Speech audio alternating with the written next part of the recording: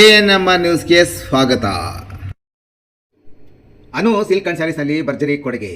ರು 5,000 ಖರೀದಿ ಮೇಲೆ 1 ಗ್ರಾಂ ಚಿನ್ನದ ನಾಣ್ಯ ಗೆಲ್ಲುವ ಸುವರ್ಣಾವಕಾಶ. ಚಿಂತಾಮಣಿ ನಗರದ ರಾಯಲ್ ಸ್ಕೂಲ್ ಸರ್ಕಲ್ನಲ್ಲಿರುವ ಚೇತನ್ ಸ್ಕೂಲ್ ಪಕ್ಕದ ಪ್ರಸಿದ್ಧ ಅನು ಸಿಲ್ಕ್ ಅಂಡ್ ಸ್ಯಾರೀಸ್ ಶೋರೂಮ್ನಲ್ಲಿ ಗ್ರಾಹಕರಿಗಾಗಿ ವಿಶೇಷ ಕೊಡುಗೆಯನ್ನು ಘೋಷಿಸಲಾಗಿದೆ. ಶೋರೂಮಿನಲ್ಲಿ 300 ರೂಪಾಯಿದಿಂದ ಆರಂಭಗೊಂಡು 50,000 ರೂಪಾಯಿವರೆಗಿನ ವಿವಿಧ ವಿನ್ಯಾಸದ ಸೀರೆಗಳು ಹಾಗೂ ಮಹಿಳೆಯರ ಉಡುಪುಗಳು ಲಭ್ಯವಿವೆ. ಪ್ರಮುಖವಾಗಿ ಸಿಲ್ಕ್ ಮಾರ್ಕ್ ಪ್ರಮಾಣೀಕೃತ ಪ್ಯೂರ್ ಮೈಸೂರು ಸಿಲ್ಕ್ ಸೀರೆಗಳು 50 GSMನಿಂದ 160 GSMವರೆಗೂ, ಪ್ಯೂರ್ ಕೈಮಗ್ಗದ ರೇಷ್ಮೆ ಸೀರೆಗಳು, pure Banaras, semi silks, fancy designer ಸೀರೆಗಳು, ವರ್ಕ್ ಬ್ಲೌಸ್ ಹಾಗೂ ಕಳಂಕಾರಿ ಬ್ಲೌಸ್ಗಳು ಲಭ್ಯವಿದ್ದು ಆಕರ್ಷಕ ರಿಯಾಯಿತಿ ನೀಡಲಾಗುತ್ತಿದೆ. ವಿಶೇಷ ಆಫರ್: ಈ ತಿಂಗಳು 20ನೇ ತಾರೀಕಿನಿಂದ ಮುಂದಿನ ತಿಂಗಳು 20ನೇ ತಾರೀಕಿನವರೆಗೂ ಕನಿಷ್ಠ 5,000 ಮೌಲ್ಯದ ವಸ್ತುಗಳನ್ನು ಖರೀದಿಸುವ ಗ್ರಾಹಕರಿಗೆ ಲಕ್ಕಿ ಡ್ರಾ ಸ್ಪರ್ಧೆಯಲ್ಲಿ ಭಾಗವಹಿಸುವ ಅವಕಾಶವಿರುತ್ತದೆ.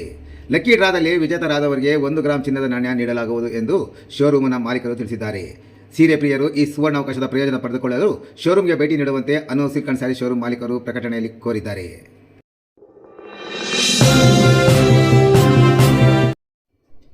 ಅಮ್ಮಿಟಿಗಾನಹಳ್ಳಿ ಬಳಿ ನಾಯಿ ಅಡ್ಡ ಬಂದ ಪರಿಣಾಮ ಬೈಕ್ ಸ್ಕಿಡ್, ಚಾಲಕ ಗಂಭೀರ ಗಾಯ.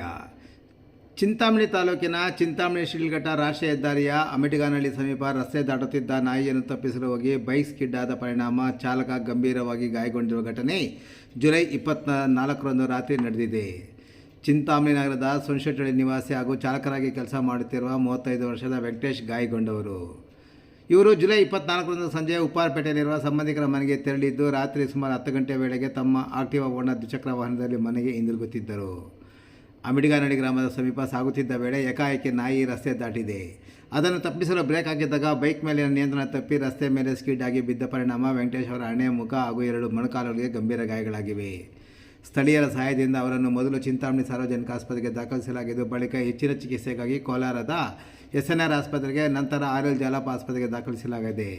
ಅವರು ಚಿಕಿತ್ಸೆ ಪಡೆಯುತ್ತಿದ್ದು, ಅವರ ಆರೋಗ್ಯ ಸ್ಥಿತಿ ಮೇಲ್ವಿಚಾರಣೆಯಲ್ಲಿದೆ.